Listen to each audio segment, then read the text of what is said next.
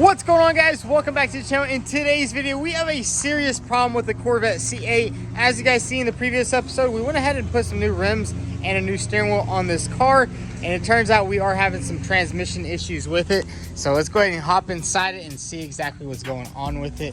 I mean, Jake was driving this car a little bit too hard, I guess, and I think the transmission might have blew up in this car. So let's see exactly what's going on in this thing. Because as you guys know, we put the steering wheel in there, we put the new rims on, and these cars did have some transmission problems. I remember when they first came out, some dealers were saying, or some dealers were replacing transmissions and people were having problems. And I think the guy who previously owned this car before us, they didn't get the break-in service done for the transmission, which you're supposed to get, how much miles are you supposed to get it at? Like 5,000 to 6,000. Yeah, I think at 5,000-6,000 you're supposed to get a transmission flush and new fluid and the filter replaced. And I don't think the guy did it, and now the transmission is acting really weird. So go ahead and crank this thing up and let's see what's going on with it, because like it drives, it's almost like a manual that you don't really know how to drive. Put it in reverse, Terry. See, if you put it in reverse, it kind of just, oh, it's driving good now.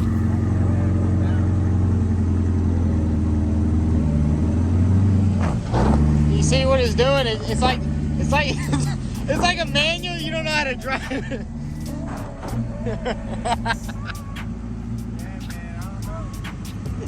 Yo, the transmission in this car is really bad. I don't know what's going on with it. I did bring it to the dealer, and they did a nice little flush on it. Hoping that would solve the issue, but that didn't fix the issue. I'm thinking it's probably something to do with the solenoids inside, or something happened, because whenever you do the break-in flush, you're basically making sure that there's no metal or anything inside there, you know, something like that. I mean, I don't really know much about transmissions, but I know that they are a pain in the butt when they go bad. But this car, he took it to the dealer, they flushed everything. They said, well, you know what, you're gonna need a new transmission. It's gonna cost you over $15,000. We're like, you know what, we can do it ourselves. And we went ahead and ordered a new transmission. It's about to be here. So we're gonna go ahead and put this car on the lift and probably take off the bottom panel and see what's going on with the solenoids. We checked the engine codes, and what was the engine codes? It said something about low pressure sensor, also solenoid malfunction, solenoid 5 and 4. Dang. So there's a lot of problems going on with these cars. And I know, like, I was watching a couple YouTube videos, and there's probably like 10 people on, there's about 10 people on YouTube that needed their transmission replaced due to like some weird issues or like some solenoids going wrong and stuff like that, which is kind of unfortunate. And the thing is, when you do get a salvage title, you don't have warranty anymore. We try to warranty it, they said nope, this car is a salvage title and we can't do it. So you know what, we're just going to take it out of pocket and get this thing replaced. But man, I gotta say, this car looks freaking killer next to the McLaren, and we got that car fixed up, has a new door hinge on it and everything. But let's go ahead and pull this car inside and get it jacked up in the air.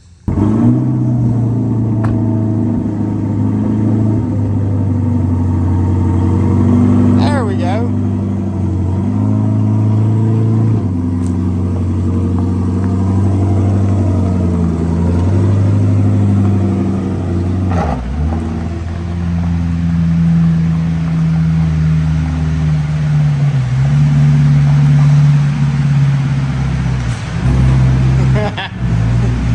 Hey, a little bit that way. A little bit more. All right. Whoa.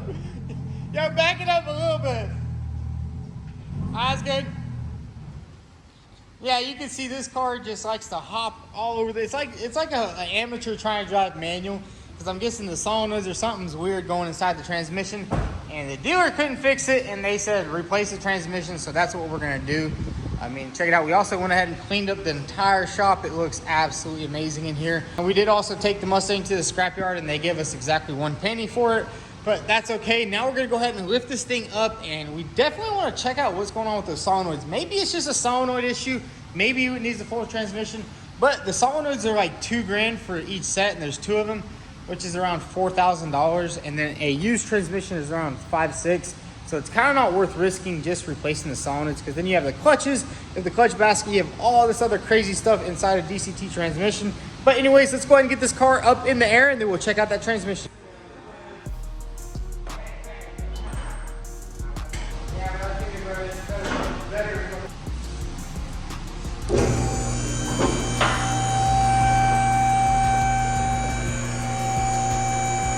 Yo, first time using this lift in a minute.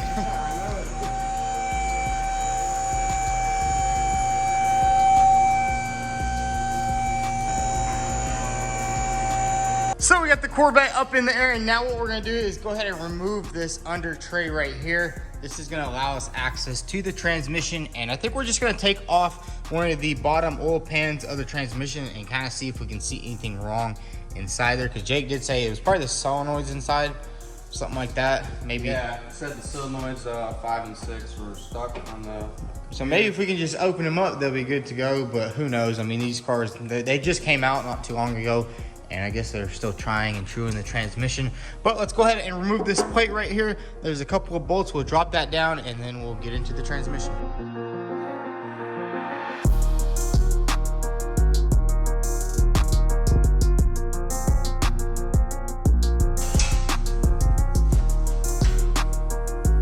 So we got the undershield all removed, and we were planning on taking off this bottom oil pan right here, but honestly, it's not even worth the trouble because you can't really take it off. The bolts are kind of hidden behind this bar right here, and we're probably just gonna have to replace this transmission. So we're gonna go ahead and drop this thing out of the car. First thing we're gonna do is remove the wheels and the rear bumper and the exhaust, basically get everything bare back here. And then we will have to support the engine up top with a bar with some chains, because we are gonna be dropping the entire subframe. We actually watched the video on how they do it. And you basically just unbolt all this. This will all be hanging, and we'll just drop the subframe down, and the motor will be hanged up in the air. So let's just get straight to it. Remove the bumper, the wheels, and both fender liners.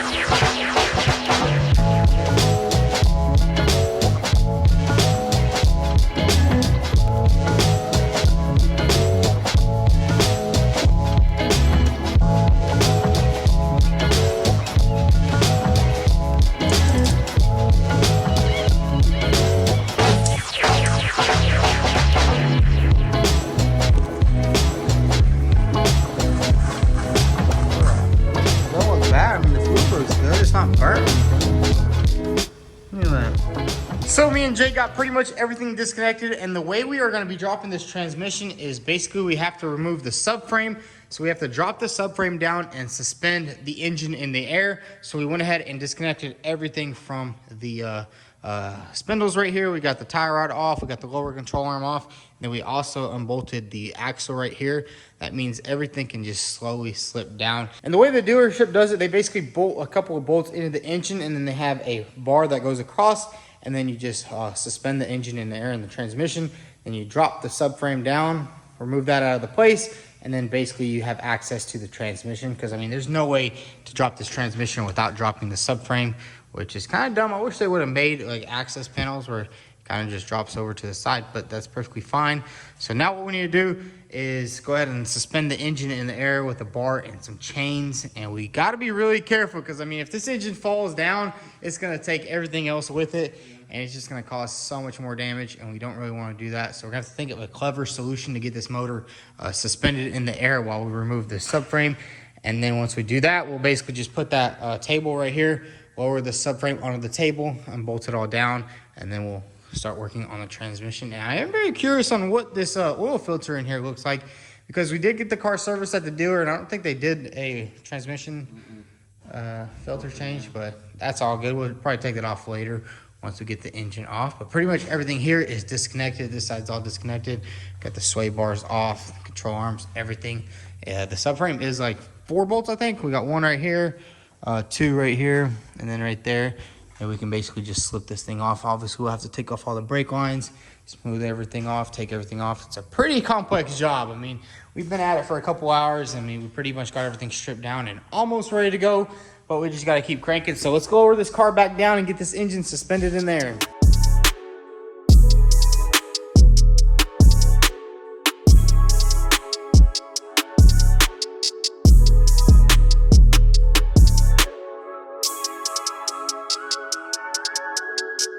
So check it out, we got the engine nice and supported. We went ahead and threw 3 chains over here, and basically exactly how they do it at the dealership.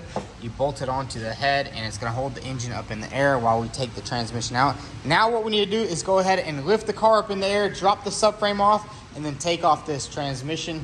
And hopefully everything goes to plan. Hopefully this motor doesn't fall out of here, but I have confidence it won't. We have some nice bolts, everything's bolted up nice and tight. So let's go ahead and lift this car up and remove this subframe.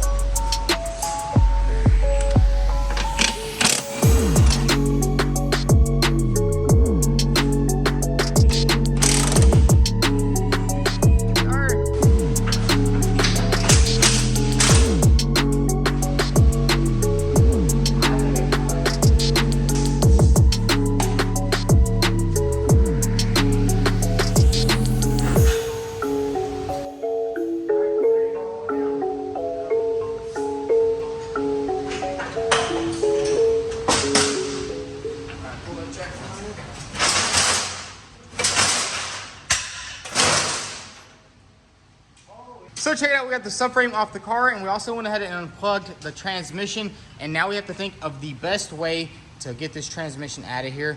I guess all we have to do is unbolt it and basically just slip it back, put the new one in, and start buttoning everything back up. There's a couple of bolts right there. We also went ahead and unplugged it off right there. But hey, it's a pretty simple transmission. I mean, only 2 plugs, nothing too serious. I really do love how the axles, they just remove right there, and you have to actually pull the shaft out of there. But anyways, let's go ahead and get this car lowered down a little bit, and we're gonna slip this transmission clean out of here.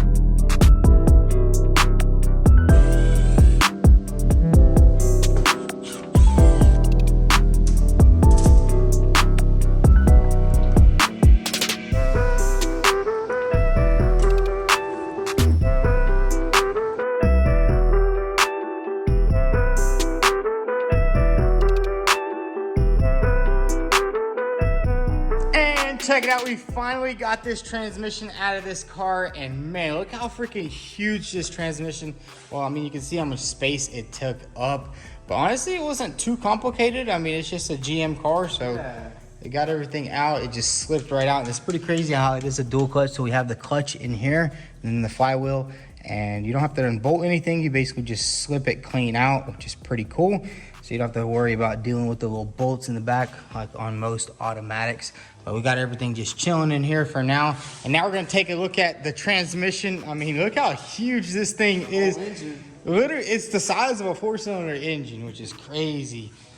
And I mean, we were planning on maybe taking this thing apart, but honestly, I don't think you'll be able to notice what exactly is wrong. Yeah. And remember that video we were watching on YouTube where some guy had the same exact problem? He took it to the dealer and they ended up replacing the solenoids inside here, because I'm guessing they're getting stuck, because it only drove weird whenever the car would heat up really nice. Yeah, when it heated up, I ran the OBD on there, and I said some solenoids are bad, malfunctioning, so. Yeah, but then that solenoid pack is like 2 grand a $2 pop. grand from the dealer, so that's $2 grand here, $2 grand there, so it's not worth it. Yeah, I mean, and you still have to take the whole transmission basically out to replace all that, so it's better just to get a new transmission. I was reading on some of the forums, and it turns out some transmissions even came with the wrong fluid, and the dealerships had to replace it and do a bunch of weird stuff like that. But I mean, it's understandable. The car's only a couple years old, and it's their first mid-engine Corvette, so I'm pretty sure this transmission was a full ground-up design to fit in this car.